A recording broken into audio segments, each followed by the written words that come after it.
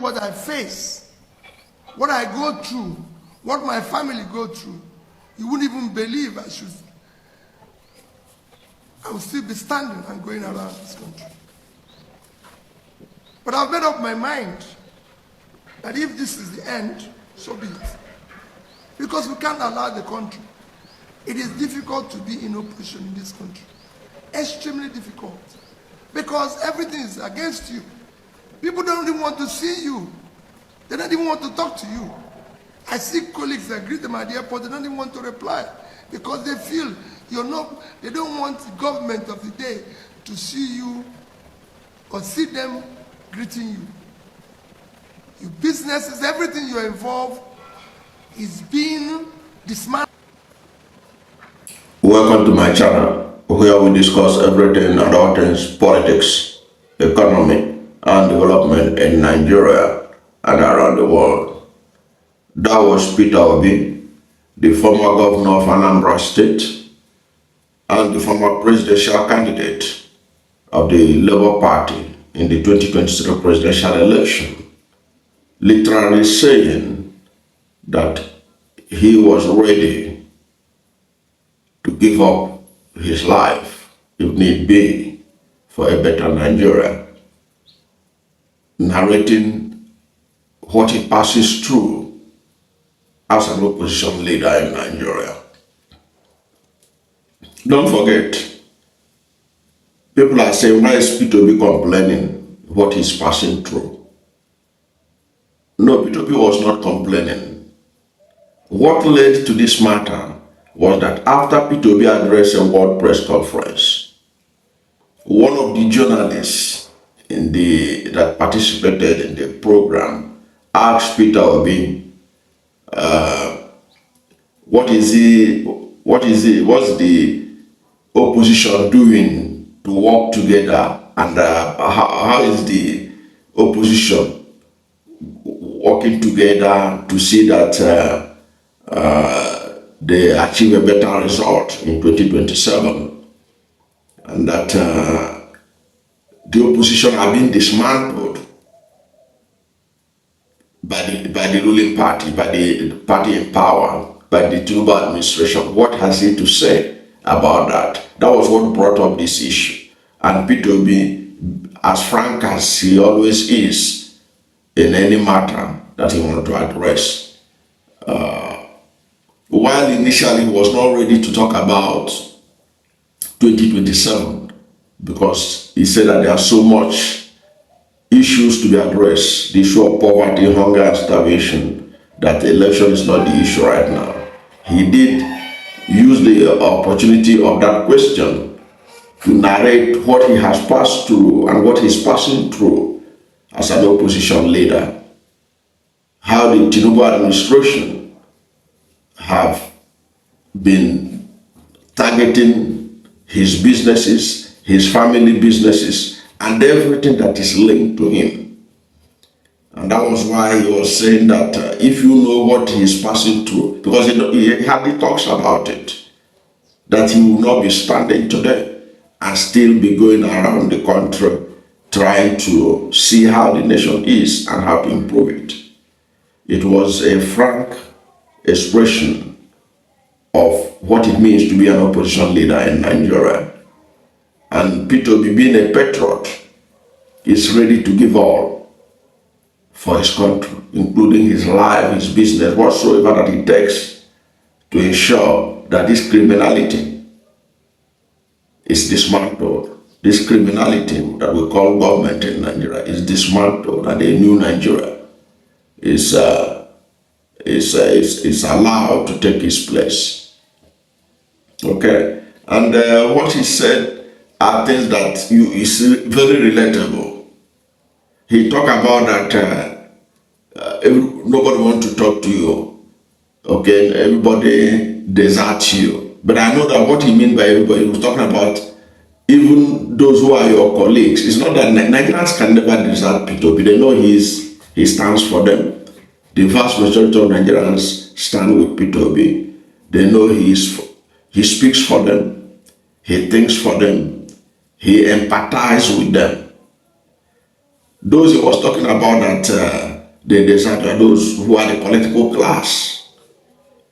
And those political class, the reason why they're doing what they are doing is also because of corruption. Their hands are not clean. So they are scared. If Peter Obi greet them at the airport, they are scared to respond because they don't know whether there are cameras that will capture it. And then it will go on social media.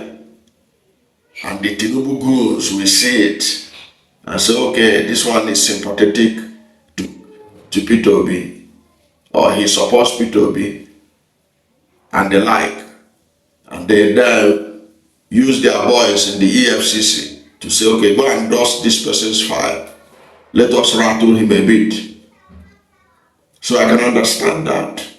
Because what we have in Nigeria today is a political class that was built on corruption. The vast majority of them, none of them are people of character initially. Their money, the money they made, many of them were not known to be successful businessmen like Peter Obi. Many of them rose up from the government, and it is through corruption from local government chairman to minister to governor to whatever. These are people who have benefited from the rent seeking that has characterized politics in Nigeria. All of them, many of them, they have skeletons in their cupboard. So you can understand why they have to float with any government in power so that they can be associated with the opposition. But Peter Obi is caught out in a different mode. You could understand that since Peter Obi became the leader of the opposition in Nigeria, he changed the dynamic of being opposition. Normally in Nigeria, you don't see the opposition after the election. No. Even the government in power don't bother about the opposition after the election.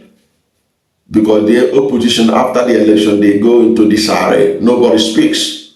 Nobody says anything until a few months to the next election.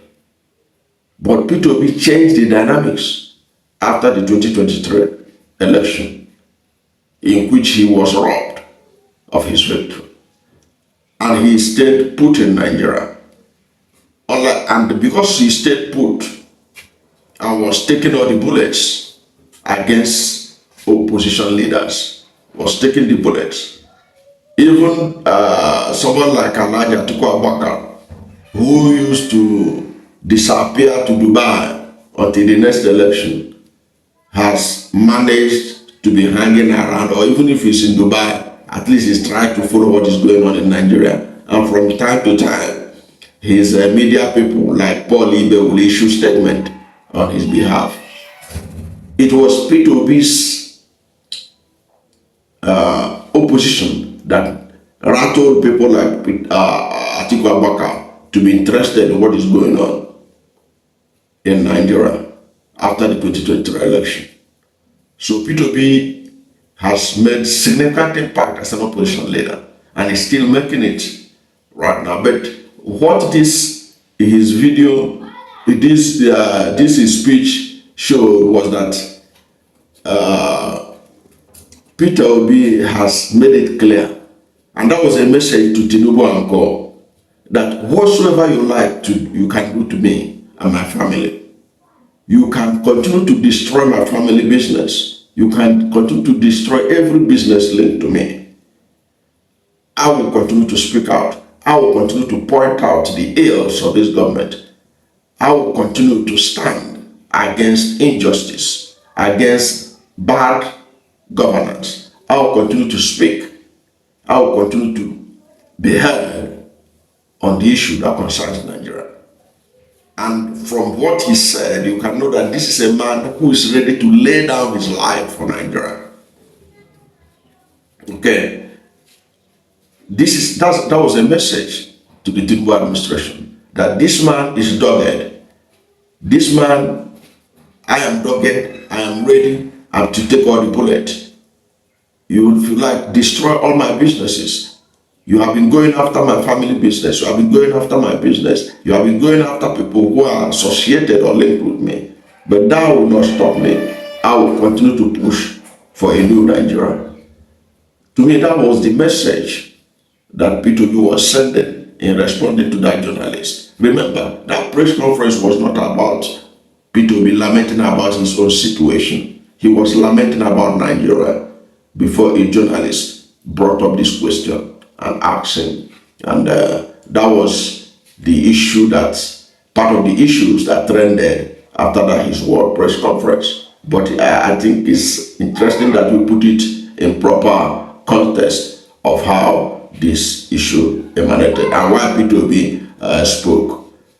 Thank you for watching this video. And if you are new to my channel, you have not yet subscribed to my channel, please subscribe to my channel. Hit the subscription button, hit the notification bell. When you subscribe to my channel and hit the notification bell, anytime I have a new video, you'll be among the first to know. God bless you. And please don't forget to like this video, because when you like it, God will rank it high and recommend it for more people. Thank you, and God bless you and yours.